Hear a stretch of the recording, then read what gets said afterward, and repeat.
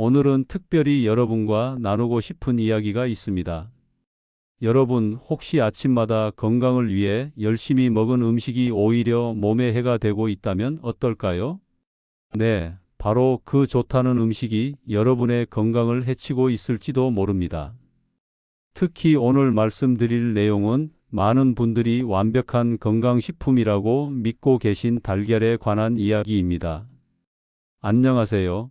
30년 넘게 내과 전문의로 활동해온 김석원 박사입니다. 60대 이상이 되면 우리 몸은 이전과 다르게 변화합니다. 제가 진료실에서 만난 70세 박영호님의 이야기로 시작해 볼까 합니다.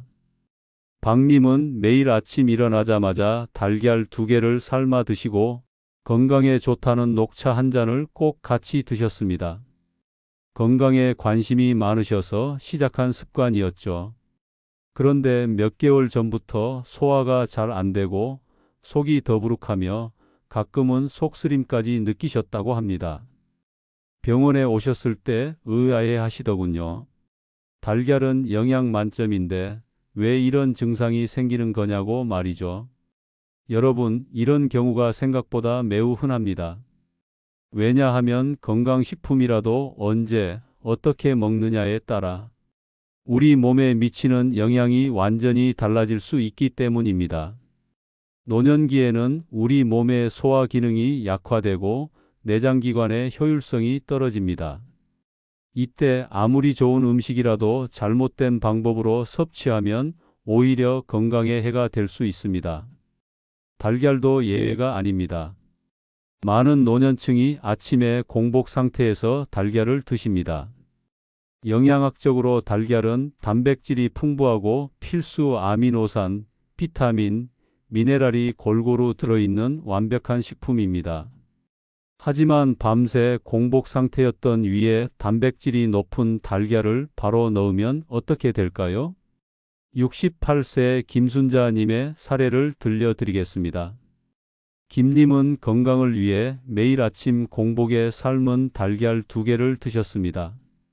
그러나 점점 소화 불량과 복부 팽만감이 심해지셨고 결국 급성 위염으로 응급실에 오신 적이 있었죠. 이처럼 공복에 단백질이 많은 달걀을 섭취하면 위산 분비가 급격히 증가하면서 이벽을 자극할 수 있습니다. 특히 위산 분비가 이미 많은 분들이나 위장 상태가 좋지 않은 분들에게는 속쓰림, 소화불량, 심지어는 위염을 유발할 수 있습니다. 또 한 가지 주목해야 할 점은 달걀과 함께 마시는 음료입니다.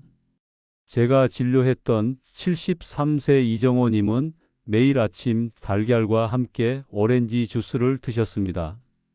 달걀의 단백질과 오렌지 주스의 비타민C, 두 가지 모두 건강에 좋은 성분이니 함께 섭취하면 더 좋을 거라 생각하셨대요. 그러나 오렌지 주스의 산성 성분은 달걀 단백질의 소화를 방해할 수 있습니다. 이정호님은 지속적인 소화 불량과 영양 흡수 저하로 체중이 감소하고 피로감이 심해졌습니다.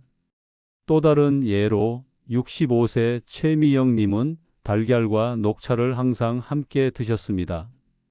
녹차에 포함된 탄닌 성분이 달걀 단백질의 소화와 철분 흡수를 방해한다는 사실을 모르셨던 거죠.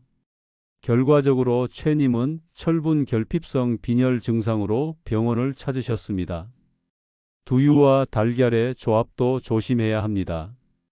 두유에 포함된 특정 성분이 달걀 단백질의 소화를 방해할 수 있기 때문입니다.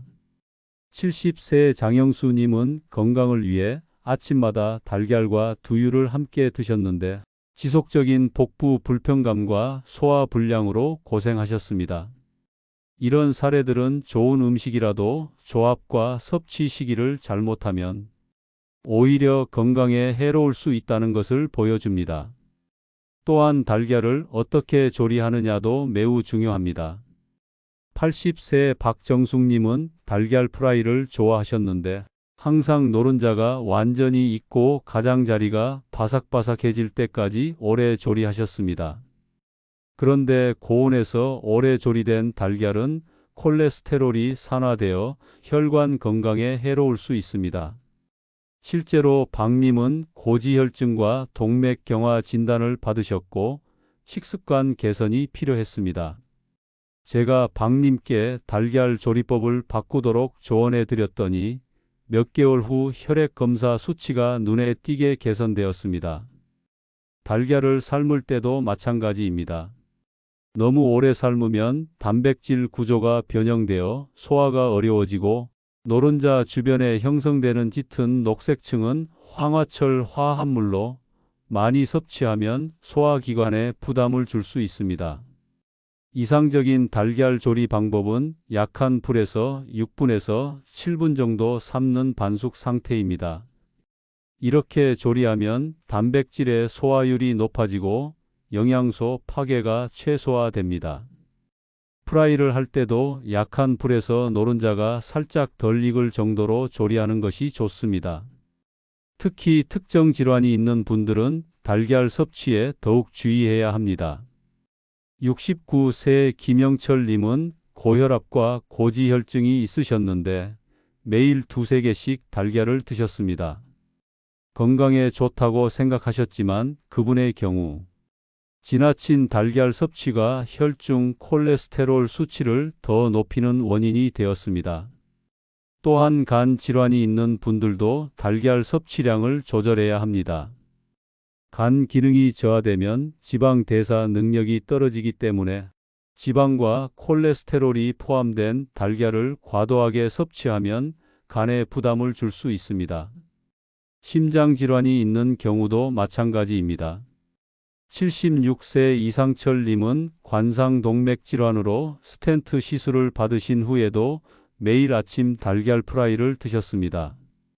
불행히도 이님은 재발로 병원에 다시 오셨고 이때 식이요법의 중요성을 다시 한번 강조해 드렸습니다. 단백질 알레르기가 있는 분들도 달걀 섭취에 특히 주의해야 합니다. 알레르기 반응은 나이가 들면서 새롭게 발생하거나 악화될 수 있기 때문입니다. 72세 정수미님은 평생 달걀을 잘 드셨는데 최근에 갑자기 두드러기와 소화불량이 생겨 검사해 보니 달걀 알레르기가 발견되었습니다. 여러분, 지금까지 달걀 섭취와 관련된 여러 주의사항에 대해 말씀드렸습니다. 이런 이야기가 여러분을 놀라게 했을 수도 있습니다. 하지만 걱정하지 마세요. 달걀이 나쁘다는 것이 아닙니다. 오히려 달걀은 훌륭한 영양원입니다. 다만 우리 노년층은 젊었을 때와 달리 몸의 기능이 변화했기 때문에 같은 음식이라도 먹는 방법과 시기에 더 세심한 주의가 필요하다는 것입니다. 저는 30년 넘게 의사로 일하면서 수많은 환자들을 만났습니다. 그 중에는 아주 간단한 식습관 교정만으로도 건강이 크게 개선된 분들이 정말 많았습니다. 그분들의 공통점은 어떤 음식을 먹느냐뿐만 아니라 어떻게, 언제 먹느냐에도 신경 썼다는 것입니다. 이제 여러분께 달걀을 더 건강하게 섭취할 수 있는 방법에 대해 말씀드리려 합니다. 매일 작은 실천으로 건강을 지키는 방법, 특히 노년기에 음식의 타이밍과 조합이 얼마나 중요한지 함께 알아보겠습니다. 자, 이제 달걀을 더 건강하게 섭취하는 방법에 대해 구체적으로 알아보겠습니다. 달걀은 분명 영양가가 높고 가격도 저렴한 훌륭한 식품입니다. 문제는 섭취 방법이었죠. 먼저 달걀을 언제 먹는 것이 좋을까요? 가장 이상적인 시간은 아침 공복이 아닌 간단한 탄수화물 음식을 먹은 후입니다. 제 환자 중 75살 황명자님은 매일 아침 공복에 달걀을 먹고 속쓰림을 호소하셨습니다. 제가 조언한 대로 먼저 작은 식빵 반쪽이나 죽 한 숟가락을 드신 후 달걀을 드시도록 바꾸셨더니 속쓰림이 크게 개선되었습니다. 이렇게 하면 위 점막이 먼저 보호되고 위산이 갑자기 많이 분비되는 것을 방지할 수 있습니다. 특히 위장 기능이 약해진 노년층에게는 이런 작은 습관이 큰 차이를 만듭니다. 실제로 위장이 예민한 70대 환자분들에게 이 방법을 알려드렸더니 약 80%가 위장 증상 개선을 경험하셨습니다. 특히 80살 김철수님은 10년 넘게 만성 위염으로 고생하셨는데 이 간단한 방법으로 위산 과다 분비가 크게 줄었다고 하셨죠. 또 다른 좋은 시간은 운동 후입니다. 운동은 근육을 자극하고 이때 단백질이 풍부한 달걀을 섭취하면 근육 회복과 유지에 도움이 됩니다. 69살 박종국님은 매일 아침 산책 후 달걀을 드셨는데 근력 유지와 체력 증진에 큰 도움이 되었다고 하셨습니다. 다음으로 달걀과 함께 마시는 음료에 대해 말씀드리겠습니다. 오렌지 주스, 녹차, 두유 대신 어떤 음료가 좋을까요? 가장 좋은 것은 따뜻한 물입니다. 너무 단순하게 들리시나요? 하지만 따뜻한 물은 위장을 편안하게 하고 소화를 돕습니다. 만약 음료를 꼭 마시고 싶다면 달걀을 먹은 후 30분 정도 시간 간격을 두고 드시는 것이 좋습니다. 이렇게 하면 달걀 단백질이 어느 정도 소화된 후 다른 음료를 마시게 되어 영양소 흡수 방해를 최소화할 수 있습니다. 78살 박상진님은 달걀과 커피를 항상 함께 드셨는데 철분 부족으로 빈혈 증상이 있었습니다. 커피에 포함된 카페인이 철분 흡수를 방해할 수 있기 때문이었죠. 제 조언대로 달걀을 먹은 후 최소 1시간 뒤에 커피를 드시도록 바꾸셨더니 몇 개월 후 혈액 검사에서 철분 수치가 정상으로 돌아왔습니다. 비슷한 경우로 73살 정경숙님은 매일 아침 달걀과 함께 홍차를 마셨습니다. 이분도 철분 흡수 저하로 빈혈 증상이 있었는데 홍차에 포함된 탄닌 성분이 철분 흡수를 방해했던 것이었습니다. 홍차 대신 따뜻한 물로 바꾸고 홍차는 식후 1시간 뒤에 마시도록 했더니 빈혈이 개선되었습니다. 달걀과 함께 드시면 좋은 음료도 있습니다. 바로 레몬수입니다.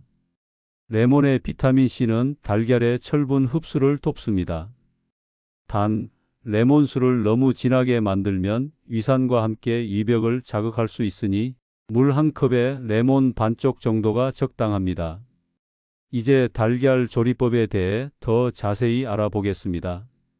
가장 이상적인 조리법은 무엇일까요? 반숙으로 삶는 것이 영양소 파괴를 최소화하면서도 소화하기 쉽습니다. 하지만 노년층 중에는 살모넬라 같은 식중독 위험 때문에 완전히 익힌 달걀을 선호하시는 분들이 많습니다. 이런 경우에는 완숙으로 삶되 너무 오래 삶지 않는 것이 중요합니다. 물이 끓은 후 약 8분에서 10분 정도면 충분합니다. 이렇게 하면 노른자 주변에 녹색층이 적게 형성되고 단백질 변성도 최소화됩니다. 제 환자 중 83 이경수님은 달걀을 20분 이상 삶으셨는데 소화불량으로 고생하셨습니다. 달걀 조리 시간을 8분으로 줄이고 나서는 소화가 훨씬 수월해지셨다고 합니다. 조리 방법에 있어 또 다른 팁은 물에 넣고 삶기 시작할 때부터 함께 넣는 것입니다. 차가운 물에서 시작해 천천히 가열하면 달걀 내부 단백질이 점진적으로 익기 때문에 더 부드럽게 익고 껍질이 깨질 위험도 줄어듭니다. 제 환자 중 84살 김영호님은 늘 달걀을 끓는 물에 넣어 삶으셨는데 이렇게 하면 갑작스러운 온도 변화로 단백질이 급격히 응고되어 소화가 더 어려워지고 달걀 맛도 덜 부드럽습니다. 차가운 물에서 시작하는 방법으로 바꾸시고 나서는 훨씬 맛있고 소화도 잘 된다고 하셨습니다. 프라이를 할 때도 약한 불에서 천천히 익히는 것이 좋습니다. 고온에서 빠르게 조리하면 단백질이 딱딱해지고 소화가 어려워질 수 있습니다. 또한 오메가 지방산 같은 좋은 지방이 손상될 수 있고요. 기름도 중요합니다. 버터보다는 올리브유나 카놀라유 같은 건강한 식물성 기름을 사용하시는 것이 좋습니다. 76살 정미경님은 매일 버터로 달걀 프라이를 하셨는데 콜레스테롤 수치가 높았습니다. 올리브유로 바꾸시고 나서 수치가 크게 개선되었죠. 특히 고지혈증이나 심장질환 위험이 있는 분들은 기름 선택이 매우 중요합니다. 79살 최재호님은 관상동맥질환으로 스텐트 시술을 받으신 분인데 버터 대신 올리브유를 사용하고 나서 혈중 지질 수치가 크게 개선되었습니다. 물론 부침개나 스크램블드 에그 같은 다양한 요리법도 있습니다. 이때 주의할 점은 지나치게 많은 소금이나 기름을 사용하지 않는 것입니다. 특히 고혈압이 있는 분들은 소금 사용을 최소화하시는 것이 좋습니다. 72살 이정혜님은 고혈압이 있으셨는데 소금 대신 다양한 허브와 향신료로 달걀 요리의 맛을 내시도록 조언드렸습니다. 바질, 오레가노, 파슬리, 후추 등을 적절히 활용하면 소금 없이도 충분히 맛있는 달걀 요리를 만들 수 있습니다. 그렇다면 하루에 몇 개의 달걀이 적당할까요? 물론 개인마다 다르지만 건강한 노년층은 일주일에 5개에서 7개 정도가 적당합니다. 특별한 질환이 있으신 분들은 더 적게 드시는 것이 좋습니다. 고혈압이나 당뇨, 고지혈증이 있는 분들은 일주일에 3개에서 4개 정도로 제한하는 것이 좋습니다. 이때 노른자를 반으로 줄이는 방법도 있습니다. 즉, 달걀 흰자는 그대로 먹고 노른자는 반만 드시는 거죠. 예를 들어 제 환자 중 72살 김영수님은 고혈압과 고지혈증이 있으셨지만 달걀을 좋아하셨습니다. 제가 노른자를 반으로 줄이는 방법을 알려드렸더니 건강에도 도움이 되면서 달걀 맛도 즐기실 수 있었습니다. 또 다른 방법은 전체 달걀을 사용하되 흰자를 더 추가하는 것입니다. 예를 들어 오믈렛을 만들 때 전체 달걀 1개와 흰자 2개를 섞어 사용하는 방식이죠. 이렇게 하면 단백질은 충분히 섭취하면서도 콜레스테롤 섭취는 줄일 수 있습니다.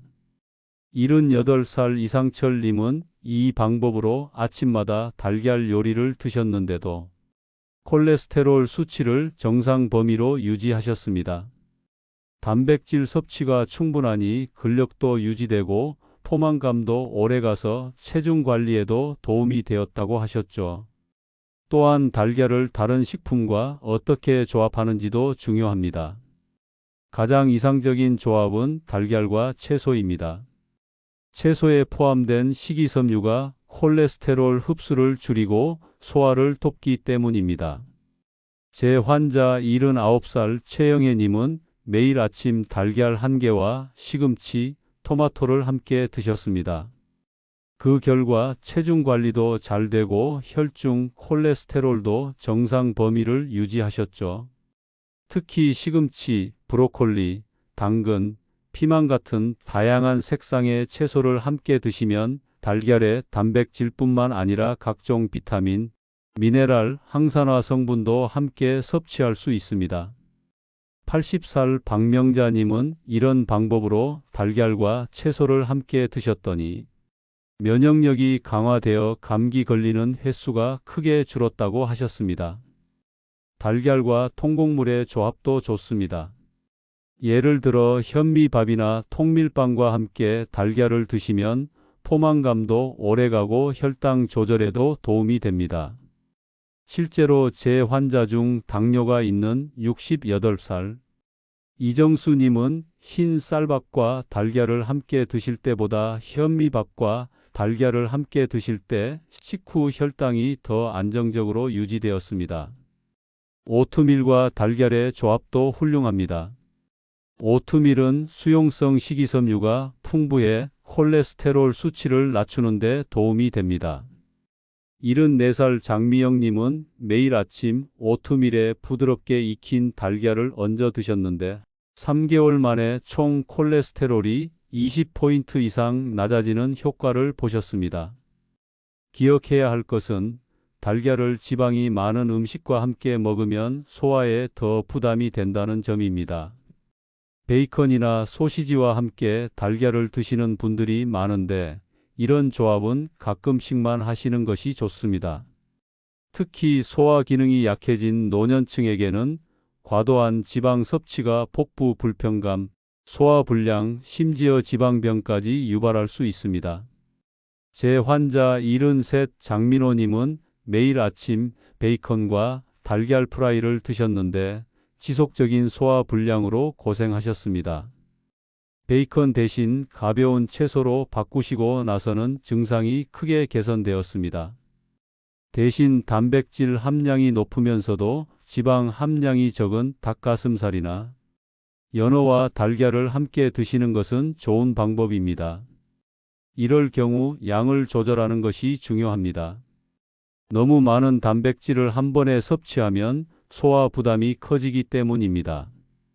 61살 정승호님은 운동 후 달걀 2개와 닭가슴살 100g을 함께 드셨는데 소화가 잘 안 되는 증상이 있었습니다. 달걀 1개와 닭가슴살 50g으로 줄이니 소화도 잘 되고 단백질 섭취량도 충분했습니다. 그리고 마지막으로 달걀을 보관하는 방법도 중요합니다. 너무 오래된 달걀은 영양소가 감소하고 세균 증식 위험이 있습니다. 냉장고에 보관하더라도 구입 후 2-3주 이내에 드시는 것이 좋습니다. 달걀을 구매할 때는 껍질에 금이 가거나 더러운 부분이 없는지 확인하세요. 표면이 매끄럽고 깨끗한 달걀이 신선하고 안전합니다. 또한 달걀을 냉장고 문 쪽이 아닌 안쪽 선반에 보관하면 온도 변화가 적어 더 오래 신선함을 유지할 수 있습니다. 삶은 달걀은 껍질을 벗긴 상태로 오래 보관하면 산화가 빨리 일어나므로 가능하면 당일에 드시거나 껍질째 냉장 보관하는 것이 좋습니다. 제 환자 중 80살 박정자님은 한 번에 많은 달걀을 삶아서 껍질을 벗긴 채로 일주일씩 보관하셨는데 이런 방법은 영양소 손실이 크고 위생적으로도 좋지 않습니다. 삶은 달걀을 보관할 때는 깨끗한 용기에 물을 약간 넣고 보관하면 건조해지는 것을 방지할 수 있습니다. 이때 물은 매일 갈아주시는 것이 좋습니다. 75살 김영자님은 이 방법으로 삶은 달걀을 보관하시니 3일까지도 신선한 맛을 유지할 수 있었다고 하셨습니다. 또 한 가지 재미있는 팁은 달걀 신선도 확인법입니다. 물이 담긴 그릇에 달걀을 넣었을 때 가라앉으면 신선한 것이고 떠오르면 신선도가 떨어진 것입니다. 신선한 달걀은 내부에 공기 주머니가 작아 가라앉고 시간이 지날수록 공기 주머니가 커져 뜨게 됩니다. 이런 방법으로 신선도를 확인하고 신선한 달걀을 섭취하시면 영양소 섭취도 최대화되고 식중독 위험도 최소화됩니다. 71살 이종성님은 이 방법으로 달걀을 선별해서 드시고 나서는 한 번도 복통이나 소화 불량을 경험하지 않으셨다고 합니다. 지금까지 달걀을 더 건강하게 섭취하는 방법에 대해 말씀드렸습니다. 요약하자면 아침 공복이 아닌 가벼운 탄수화물 섭취 후에 달걀을 드시고 함께 마시는 음료는 따뜻한 물이 가장 좋습니다. 다른 음료는 시간 간격을 두고 드시는 것이 좋고요. 조리법은 너무 오래 익히지 않는 것이 중요하며 하루에 한두 개 정도가 적당합니다. 특별한 질환이 있으신 분들은 더 적게 드시거나 노른자를 줄이는 방법을 사용하시면 됩니다.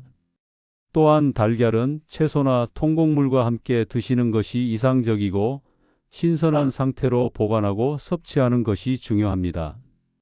한 가지 더 말씀드리자면 지금까지 이야기한 모든 방법들은 꾸준함이 중요합니다. 건강은 하루아침에 이루어지는 것이 아니라 매일매일의 작은 선택과 습관이 모여 만들어지는 것이기 때문입니다. 제가 30년 넘게 의사로 일하면서 수많은 환자들을 만나보니 가장 건강한 노년을 보내시는 분들의 공통점은 바로 이런 작은 습관들을 꾸준히 실천하는 것이었습니다. 85살에도 매일 산책을 나가시는 김철수님, 90살이 넘으셨는데도 직접 요리하며 균형 잡힌 식사를 하시는 박영희님. 이런 분들은 모두 작은 건강 습관을 평생 지켜오셨습니다.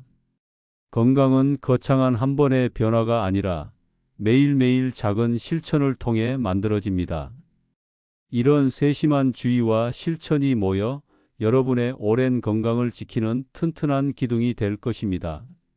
여러분, 오늘 이야기가 도움이 되셨나요? 우리 채널에서는 앞으로도 노년의 건강한 삶을 위한 실질적인 조언들을 계속해서 들려드릴 예정입니다. 더 알고 싶은 건강 정보나 궁금한 점이 있으시면 아래 댓글로 남겨주세요. 또한 주변에 비슷한 고민을 하는 친구나 가족이 있다면 이 영상을 공유해 주세요. 작은 정보 하나가 누군가의 건강을 지키는 데 큰 도움이 될 수 있습니다. 구독과 좋아요도 잊지 마시고 알림 설정을 해두시면 새로운 건강 정보를 가장 먼저 받아보실 수 있습니다. 여러분의 건강한 노년을 응원합니다. 지금까지 내과 전문의 김석원이었습니다. 감사합니다.